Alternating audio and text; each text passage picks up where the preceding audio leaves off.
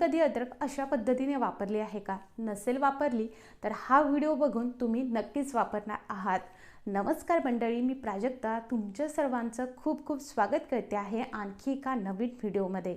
आजचा व्हिडिओ खूप माहितीपूर्ण होणार आहे, त्यामुळे व्हिडिओ शेवटपर्यंत नक्की बघा.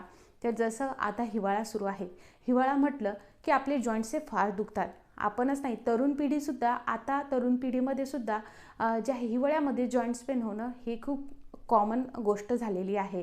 वृद्ध माणसांना तर हे होतच होतं आणि ज्या लोकांना सांधिवाताचा त्रास आहे त्यांच्यासाठी हा हिवाळा म्हणजे अति त्रासदायक असा ऋतू असतो. तर हा त्रास आपल्याला कमी कसा करता येईल आपण आज तेच बघणार आहोत. पण हिवाळ्यामध्ये तुम्हाला हा त्रास कमी करायचा असेल तर तुम्हाला छोट्या छोट्या गोष्टी ह्या आधी त्याची खबरदारी घ्यावी लागेल. त्या कोणत्या ते बघूयात.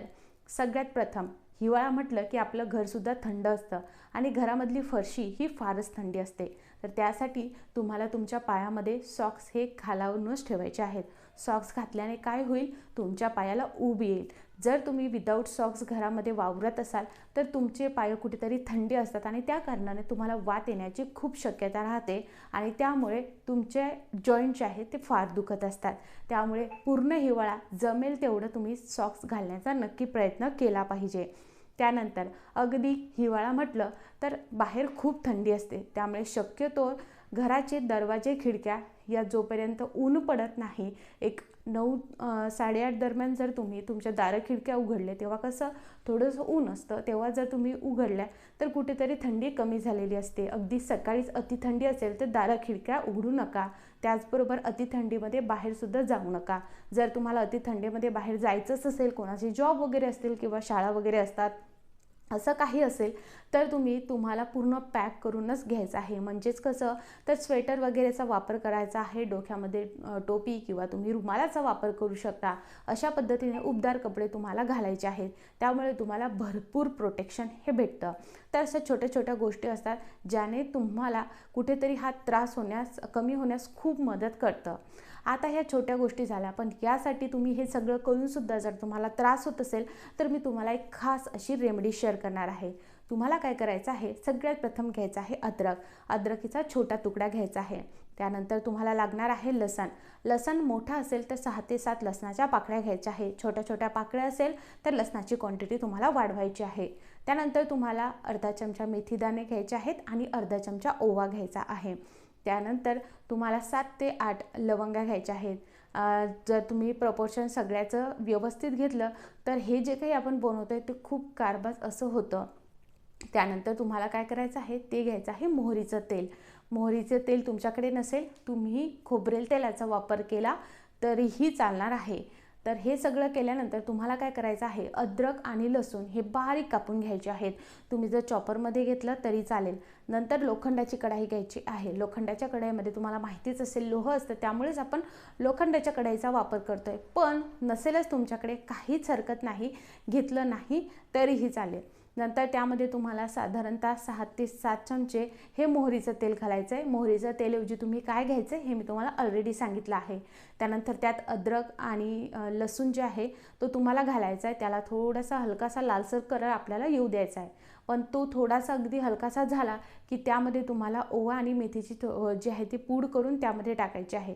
तुम्ही ॲज इट इज टाकली तरी चालेल, पण पूड करून घेतलं की त्याचा जो काही फ्लेवर आणि त्याचे जे काही गुणधर्म असतात ते अजून त्यामध्ये उतरतात. त्यामुळे मेथी दाणे आणि ओवा आपल्याला बारीक करून घ्यायचा आहे. आणि आपल्याला एक दालचिनीचा तुकडासुद्धा लागणार आहे. दालचिनीचा तुकडा तुम्ही तसाच टाकू शकता किंवा लवंग आणि दालचिनी आपल्याला जे आहे खलबत्त्यामध्ये कुटून टाकायची आहे. ती अगदी त्याची बारीक पेस्ट करायची नाही, खलबत्त्यामध्ये कुटून ती सगळं आपल्याला जेव्हा लसण आणि अद्रक हा थोडासा अगदी व्हायचा राहील तेव्हा ह्या 4 गोष्टी घालायच्या आहेत. त्या म्हणजे कोणत्या, मेथीदाणे, ओवा, लवंग आणि दालचिनीचा तुकडा. ह्या 4ही गोष्टी तुम्हाला त्यामध्ये घालून लगेच हे जे आहे चाळणीने किंवा चाळणीने म्हणजे गाळणीने किंवा एखादा कोणताही सुती रुमाल घेऊन ते गाळून घ्यायचं आहे. नंतर आपल्या घरामध्ये वयोवृद्ध माणसं तर असतातच किंवा आपल्यालाही जर पेन होत असेल तर रोज रात्री झोपताना तुम्हाला हे जे काही तेल आहे ते हलकंसं गरम करायचं आहे आणि त्याने तुम्हाला मालिश करायची आहे. जर तुमचे गुडघे दुखत असेल, तुमच्या हाताचे जॉईंट्स दुखत असेल, पायाचे जॉईंट्स दुखत असेल, जिथेही पेन तुम्हाला असेल तिथे हे छान पद्धतीने तुम्हाला व्यवस्थित त्याचा मसाज करायचा आहे. आणि लक्षात ठेवा, कोमटसर असतानाच त्याचा मसाज करायचा आहे. आता मसाज केल्यानंतर जमेल तर तुमच्याकडे जर जुना एखादा सॉक्स वगैरे असेल किंवा मग एखादा कपडा वगैरे तुम्ही त्याला बांधून घेऊ शकता, जेणेकरून काय होईल की त्याला ऊब येत राहील. आणि ऊब येता कारणाने काय होईल, जेव्हा आपण हे रोज अप्लाय करत जाऊ तर कुठेतरी जो आपल्याला होणारा त्रास आहे हा भरपूर कमी होतो. आता आपण यामध्ये ही रेमेडी बनवली आहे, ही अप्लाय कशी करायची तेही बघितलं. पण आपण यामध्ये जे अद्रक आणि लसूण वापरला आहे याचा इम्पॉर्टन्स काय आहे हे जाणणं तेवढंच गरजेचं आहे. तर अद्रक तुम्हाला माहितीच असेल, अद्रकमध्ये अँटी इन्फ्लामेटरी, अँटी अल्सर आणि अँटीऑक्सिडंट प्रॉपर्टीज असतात. आपल्या ज्या काही स्नायू असतात त्यांच्यामध्ये जो कडकपणा आलेला असतो आणि त्याच्यामध्ये जे काही पेन असतं ते कमी करण्यास अद्रक हे भरपूर जे आहे लाभदायक असतं. त्यामुळे तुम्ही अद्रकीचं सेवन केलं पाहिजे. जमलं तर सकाळी उठल्यानंतर अद्रकीचा जे आहे तुम्ही ज्यूस काढून अर्धा एक चमचा जर पेला तर तुम्हाला नक्कीच यामधून खूप रिलीफ मिळू शकतो. त्याचबरोबर लसूण हा सुद्धा आपलं जे काही स्नायू आहे त्याच्यामध्ये जो काही एकदम कडकपणा येतो तो रिलॅक्स करतो. पण आपल्या जे काही नर्व्स असतात त्यांना त्याच्यामधले जे काही पेन आहे ते सुद्धा रिलॅक्स करण्यास खूप मदत करतं. त्यामुळे तुमच्या जेवणामध्ये तुम्ही तुमच्या डाएटमध्ये लसणाचा समावेश नक्कीच करायला पाहिजे. आपण आपल्या जेवणामध्ये कांदा खातो तर कांद्याऐवजी जर तुम्ही लसणाचा तिथे वापर केला तर नक्कीच तुम्हाला खूप फायदेशीर ठरेल. आपण सकाळी उठलं की बरोबर अद्रकीचा चहा पितो. अद्रकीचा चहा तर प्यायलाच पाहिजे, पण त्यासोबत जर तुम्ही अद्रकीचा रस किंवा लसणाचा समावेश जर तुमच्या याच्यामध्ये केला, खाण्यामध्ये केला तर नक्कीच तुम्हाला भरपूर इफेक्ट भेटणार आहे. आता ही सगळी काही आपण जी रेमेडी बनवली आहे तुम्ही ही एकदाच बनवून ठेवू शकता. जेव्हा तुम्हाला अप्लाय करायचं आहे तेव्हा तुम्ही हे नेहमी थोडंसं कोमट करून अप्लाय करायचं आहे. याने तुम्हाला खूप रिलीफ भेटणार आहे.